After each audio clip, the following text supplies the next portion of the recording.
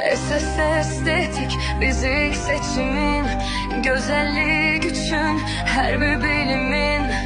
Lazerde güç, baxımda fərq, səninlə hər gün bir addım irəlidə.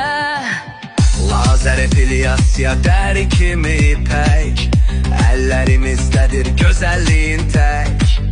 Dolğu botoks, incə toxunuş, hər bir müştəriyə xüsusi baxış.